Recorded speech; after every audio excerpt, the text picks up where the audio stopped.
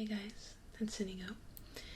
I was supposed to host a short little live stream today, but I've been having some health complications that made me feel like maybe that's not such a good idea, so I would just do this in video form instead. What I'm going to be doing today is I'm going to be revealing to everyone how the ARG that I hosted last month played out. So the ARG was about Alicia and her eventual escape from the asylum. This is a storyline that I started early last year, early 2016, where Alicia was tricked and lured into a trap using Celine by Maria, the Prince of Amsterdam, for, as a revenge, I guess, for helping in disposing Laurie, who was eventually saved by her getting sired into Clan La Sombra. So, what Maria basically did is got her captured and shipped her off to the Arkham Asylum. The Arkham Asylum is a fictional asylum that exists in the storyline by Ephemeral Rift. Ephemeral Rift and me, we did a couple of collabs, I guess you could call it. I used my I supplied him with some voice material for videos of his before, and I was a part of his big Arkham Asylum collaboration as well, where I eventually played as Alicia that was captured in the asylum, which kind of like linked up those storylines really nicely. And from the moment she was captured, I kind of wanted to have her escape eventually, obviously, but it was just a lot of work, and I'd been planning the way that I wanted to do it for quite a while, but I realized it was a little bit ambitious. So eventually I was like, okay, I need to wrap up this storyline because I want to wrap up all of the storylines so I can start fresh in the new year with a second season. So that's what I did. I just put my ass into gear and I created all of the videos and the parts for the ARG. Now, an ARG is a augmented reality game. That's what it stands for. And it is basically a sort of game which often uses riddles and hints, like drops all over the place, but it doesn't just employ, it's not contained within itself, it's more than that. It often spreads out through other websites, through, just the internet in general, and it can even go as far as including real life stuff like certain books or movies, media, places, stuff like that. What I guess would be kind of like a popular thing that a lot of people know, I guess you could, this is gonna sound strange, I'm not sure if people agree, but it's kind of like the Da Vinci Code. Like if you've read the book or seen the movie, it kind of you have to find hints everywhere and put it together, and eventually you come to the ending or the conclusion of it. It's a fairly popular thing on the internet, but it's not super well known to most people because they wouldn't recognize it as such. But a lot of companies in recent years have been using it as a promotional tool because it gets people very engaged with your product, sometimes before you've even released it. I think the biggest one recently was the Somber one for Overwatch. I didn't participate in that one myself personally, but I've heard of it. So yeah, if you've heard about the whole Overwatch Somber thing, that's basically the concept of it. And mine was obviously very, very small and short. But it is something that I want to get into in the future, and there is a big project that I've been thinking about using it. So this was, all things considered, kind of like a test run, how would it work, how much work would it be, what are the pitfalls and the stuff like that. So yeah, with that in mind, I put my hands into gear and I created the ARG. So I actually do have some notes here, with thanks to my friend Elvin, who put these down for me while I rambled on. So the ARG started with the Alicia Vision video. I actually recorded that one way back. It's funny because I was recording an Alicia video, I think it was a commission or something, and afterwards I was like, okay, I want to do another video. But at that point Alicia was already captured, right? So she was already indisposed. So I kind of came up with while I was recording it, I came up with the idea of making it into an ARG. I was like, holy shit, I can totally do that. So it was very spur of the moment, and it was like a really long time ago, so I kind of had to like backtrack and be like, okay, how can I use whatever I say in this video to go, move on with the storyline. So yeah, basically Alicia contacts you telepathically, kind of, I guess, because of the bond that you share as a master and a ghoul, right? She obviously doesn't speak in clear language, as she never really does, but she does kind of allude to that you have to find Mr. Wiggles in the place with the words. And the way I envisioned it back then was that it was going to be on my blog mostly. I would hide hints there, right? Eventually I hid videos on Facebook, Tumblr, Twitter, Google+, Instagram, and 2 on my blog. And I think eventually a lot of people were able to find 6 of the hints, but the 7th one was hard for a lot of people and took quite a while before, because I was actually like kind of monitoring like what people were talking about and like how far everyone was getting with the riddles. So it took a little bit before everyone found all of the videos. And that one, so like I put all of the ones just like as a link on my social media, but then on my blog I went to the actual character page about Alicia. That was where the first one on my blog was, and the second one was on the first page of her story, like her backstory, which is also linked on that page actually. So yeah, I used the 7 holy virtues as like I don't know how to pronounce this word. Antithesis, opposite, kind of the seven sins, which I do correspond to, right? Which is obviously a theme that I've used in the past for my Halloween special 2 years ago.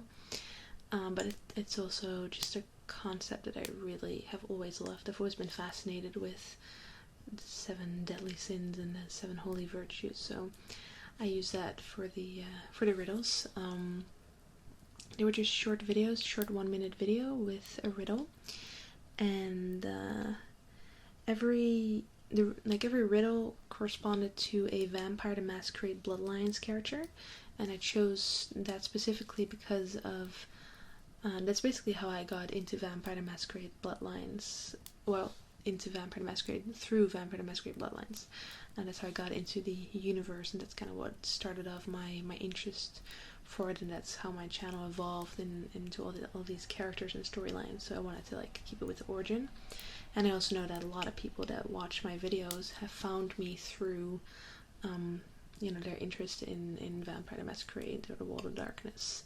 So I wanted to like kind of bring that back in that way, right? But the other thing that I also wanted to do is that the whole thing was able to be solved by just Googling. Obviously, if you knew about the universe, if you knew about the video games, you would have, like an advantage, but I wanted everything to be able to be Googleable, so that's how I kind of like designed the riddles and all that, right? So I'm gonna go through the riddles one by one and give you the answer and like why, kind of like my motivation behind it, okay? So, and the riddles, like, every riddle had 2 possible answers. It was like either it was A or B, and then the answer had like a little code after it, like a number or a letter, 1 or 2, which, if placed in a certain order, made a YouTube YouTube URL, right? Which would lead to further into the riddle. Anyway, into the ERG. So the first one is chastity. A name of irony, reserved only for the most devoted or deeply corrupted, found in either festering pools of sin or held on a pedestal by those with lustful eyes. This duality can only be cut by a knife or blade. So this one references the character Chastity in the game, who wields a katana, which is a blade, so the answer is blade. And I went for this, she actually works at a place called what was it again? Yeah, the sin bin, so festering pools of sin bin, so that's why, how it's linked like that. And it's also like it's like ironic because she's called Chastity and she's like a stripper, right? And then temperance. A righteous cause calls for a swinging blades, dealt swiftly only when needed, restraint fueled by honor and an undying loyalty. Those wielding this control best be careful lest they turn into a grotesque horror or a monstrosity. Now, is a reference to the sheriff, who is the sheriff to Prince LaCroix of LA in the game. And he has like this massive blade, and he's completely loyal to LaCroix to the death, basically. And his bloodline is a nagloper, which you can find on the wiki, and they are nicknamed horrors. So the answer for that one would be horror. Then you have charity. Freely given without expecting any return, a friendly smile, eyes hiding a muddled pond of sacrifice. Who knows, maybe an alliance forced with gratitude will one day be repaid in kind, but what is the cost in power of will? So, a friendly smile, and some other things in this riddle refer to Smiling Jack, who is a character that you meet at the start of the game, and then also like later in the game. Who basically gives you, like advice at the start. And it also mentions power of will, and if you go to his wiki page, you'll see that his willpower is listed, because his character sheet is listed, and willpower is 7. So because the answers were either 7 or 5, so it's the answer 7 because of that. Then you have diligence. Round and round we go, but will you follow? To never give up, to never let down. An admirable work ethic, which is sure to be rewarded, right? Don't let yourself just be another fish to be consumed, gobbled up by a merciless master. The smart girl keeps a craft, for when our other endeavors fail, either seamstress or weaver, which references Heather Poe, which is a character who can become your ghoul in the game. So that's why master, you have a master and ghoul relationship, and it also references fish. She actually, in the game, she can get a human being for you and like lock him in the bathroom and be like, oh, I caught a fish for you, master. And she mentions that she is a fashion student, so that's why the answer is seamstress. Then for patience, these walls won't hold me, don't you see? Biding your time, coiled up like a snake waiting to strike, yet not colliding with a venomous strike, but the sweet honey of mercy.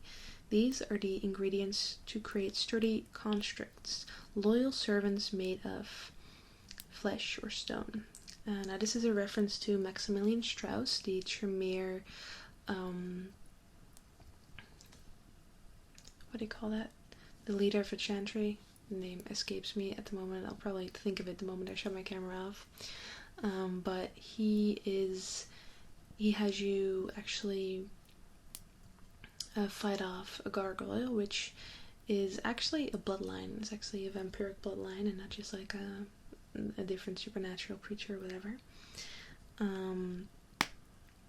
And the obvious answer would be stone, right? Because you would think they're made of stone, but they're actually made of flesh. Gargoyles in, the world of darkness are a bloodline, and they're crafted by the Tremere and made of the flesh of other kindreds. So the answer for that one would be flesh. Then kindness. Altruism broad on fleet foot. A sympathetic soul inspiring you to do what is right, what is good. You would be best to trust someone displaying these traits, and contain your greed in your dealings. For what could be the cost of such a transgression? And then the answer could be either medication or guns. And this is a reference to Mercurio, which is a character you'll meet very early in the game. And if you talk to the Thin Bloods seer, she actually tells you who to trust, and she, like, one of those people is Mercurio. He's also, his name is from Mercurio, Mercury, the Roman god, who's also described as the fleet-footed god. And if you betray him by ratting him out to the prince or by taking the money, he will not sell you guns at the end of the game. So the cost of a transgression would be the guns that you would not get had you let your greed get the better of you. So the answer is guns. And then humility. It takes a certain bravery to see your faults, to not hide behind a facade of bravado, but having the courage to do what must be done. But your true test is sticking to your words and promise, and not give in to an all-consuming pride yet again, for you do not want to be either shadow or ghost of what you once were. Now this one reference to Three's Vorman, and this one is a bit of a reach. Like, this one is the least obvious to me anyway. But it does talk about sticking to your word and your promise, which references when you go get the amulet. You get the amulet back from the quest that she gives you if you betray her and not stick to your promise and give it to her sister. Jeanette Vorman, you definitely get in trouble. And then the ghost references to the ghost that she has you remove from this ocean beach house. So it's a ghost of what you once were, and ghost would be the answer to that riddle. So at that point, when you have all the riddles solved, you could put together all of the little codes in the order of how the virtues are listed on Wikipedia, which is like the official order, and you go to the next video that way. But I kind of, a lot of people seem to have a little bit of trouble with that order, and they figured that maybe it corresponded with the Halloween videos that I had done, which are of the 7 sins, which every sin has a virtue associated with it. So they figured like the order of the videos of the Halloween video corresponded with the order of the code, which wasn't true. But I figured that I could still use that that idea of linking it to the Halloween videos. So I also realized that a lot of people were having a little bit of trouble with the riddles, and they weren't able to figure out that every riddle was associated with a character. So what I did is, on Twitter, I posted a picture that I called like a cipher, with the 7 corresponding characters ordered in the order of the 7 sins videos, which then associated with a virtue, right? So the first character, I think from the top of my head, the first character that I did a video of in the 7 Sins series was Jackie, which is sloth, which corresponds with diligence, and Heather Poe was the first in that picture that I released, and then the second one was the second the second sin video, which corresponded with a virtue, which corresponded with a character. So you could, even if you didn't understand like why each riddle was like with what character, this way you could figure it out like that. And that actually completely enabled people in theory to be able to figure it out by just using their brain, and then eventually going onto the Wikipedia and going through that and like reading up about the character and being like, hey, they ask you to remove a ghost, hey, there's willpower here, and that's 7, stuff like that. So that's how I reasoned that people would be able to figured out like that, which a lot of people did eventually. So if you did all that, then you would have the link to the first video, which was the ShrekNet video. And basically, ShrekNet is like the internet of the Nosferatu being the, like the grotesque monster type of vampires. You might have heard of them before. And they have their own like internet, like that's really encrypted and only they can access, and it's called ShrekNet. And if you went to this URL, you found, like in this server, you found a couple of audio logs left by Alicia.